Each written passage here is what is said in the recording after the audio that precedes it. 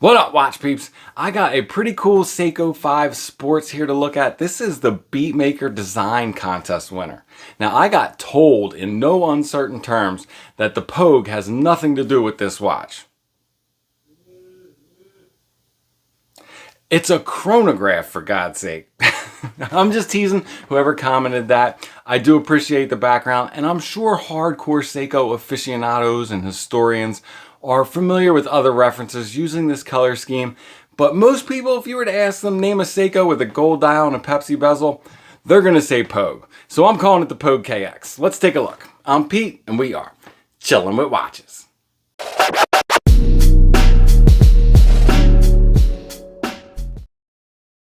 First check, I'm wearing the Seiko 5 Field Watch. Man, I love this thing. I love the case. I love the dial.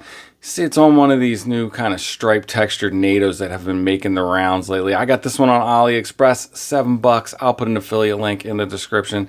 They look pretty cool, and yeah, I like them better in pictures than I do on wrist, but it does look great with this watch. But what we're here to look at today is this Seiko 5, the Beatmaker contest winner. Now, I guess there is some controversy with this one over who won this design. I had no idea. But the Gruppo forum group claim it. And they did cite some stats to me. Oh man, look at that bad boy. It's such a cool looking watch. And this color combo, I just love it. Really pretty. Those Gruppo guys, they did cite some stats to me, which I have no interest in verifying. So I'll give them the benefit of the doubt. Plus, I know they ran a pretty hard campaign to get people to vote for their design. But I think I know like 15 people alone that made this exact same design and submitted it. Clearly, it's the people's choice, so we got the watch that everybody wanted, and that is really all that matters. What we're looking at here, there's another name, but this is the SRPH19, the US one. Retail $295 on it, and you're not usually going to get discounts on these limited editions. They made 2021 of these. It is pretty cool. We've all seen SKXs. We've all seen these Seiko 5 Sports to death, so I am not going to go crazy breaking down the design on this one for you, other than to just go over the basics. You know, we got a Pepsi bezel. This one does not have the full graduation of minutes. That's a design change with the Seiko 5s.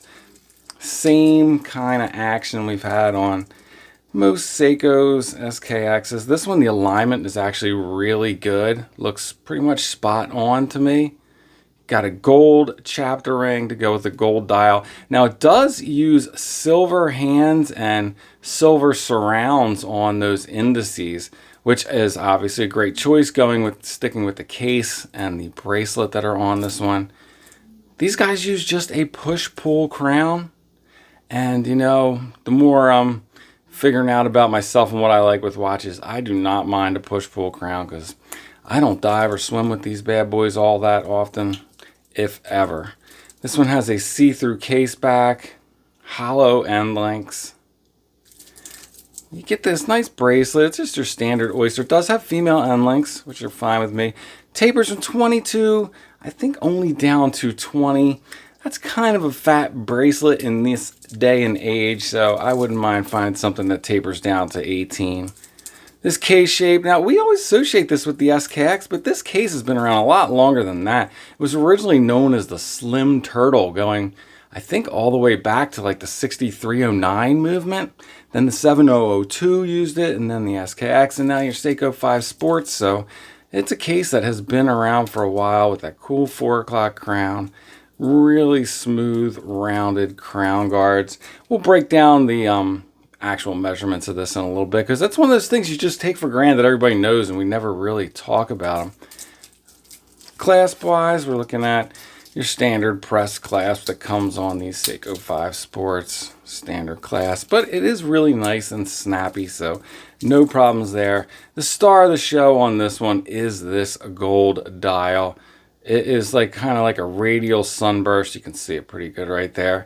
Really catches the light, looks awesome. Such a contrast to the Pepsi bezel. Just beautiful. I really dig it. I don't usually throw Seikos on the Timegrapher all that often outside of these videos, but we'll do it here. Let's take a look and see how it's running. I am curious. So we're getting pretty standard Seiko results here. I think I put like 15, 20 winds on. It's not fully wound, so 274 is actually pretty good for a NH35, 4R36, whatever you want to call it. 0.3 beater, pretty standard for these Seiko movements, but a accuracy of -5 to -7. That is pretty good for Seiko. I'll take it, man. No complaints here whatsoever. Going over the dimensions of the venerable SKX case. This thing comes in at 42.3 millimeters at the case. That's the best measurement I can get on this, as it is kind of curvy and sweepy with the crown guards. But it's only 41.3 at the bezel. Now the reason it wears so fantastically well, 45.6 on the lug to lug. That's why these things wear great. And it is only 13 millimeters thick. That is really not bad for a Seiko diver at all. And as usual with these, 22 millimeter lugs. Going over some of the other specs, this is just a Seiko 5, so you're just going to have a Hardlex crystal, but it does have the same Seiko Lume Bright you find on higher end Seikos, so the lume will be fantastic. Running the 4R36 movement, so that is hacking and hand winding, and honestly, probably my favorite movement ever. Any movement I can replace for 30 bucks, I'm down. 100 meters of water resistance on these Seiko 5s, and probably due to the push-pull crown. On this bracelet, not sized, with all the links still in place. It came in at 167 grams. Let's take a look at it on wrist. And I haven't sized the bracelet yet, but here you can see how it wears on my 7¼ inch wrist. Really a good wear for a 42 millimeter watch. I don't know what we're going to compare this thing to, because I always compare watches to the SKX. So we'll have to dig out something else to stand up alongside of this bad boy. I don't think anyone really needs to get a handle on how well this watch wears. We're all familiar with it. But if you are curious to see it next to some other watches that you may be less familiar with, here it is next to that new Seiko Solar. This little bad boy is only 38.5 millimeters, if I remember correctly. So yeah, there you can see. Look how nice and thin that thing is. This is one of my favorite pickups this year. This watch is fantastic. But these two, man, they look super cool together, don't they? Next to the Turtle, SKX versus Turtle. Probably seen this comparison before. Obviously the Turtle's a little bigger with that cushion case, but in my opinion the Turtle may wear a little better, at least comfort wise on wrist. I love the Turtle. And here is the Seiko 5 Field that I just had on, 38 millimeters, no bezel. These guys all come in with about the same thickness on these Seikos. And lastly, let's take a look at that Seiko Lume Bright. Keep the lume. It's like a little flashlight. Seiko never disappoints with the lume. Even on their low-end watches, you are going to get some high-end lume, same as you find on their $1,000 plus watches. So there it is, the Seiko SRPH19, the Beatmaker Design Contest winner, the Pogue KX, whatever you want to call it. This thing is pretty cool. It's one of those color schemes that you wouldn't think it would work until you saw it in person, and I think it's kind of neat that it has some background history to it as well. All right, that's it. Before I let you guys go, sneaker check. I am wearing my new Sakai's again. My wife hates these. All right, that's it. I'm out. If it's not too much trouble, please like, subscribe, and come back next time. Peace.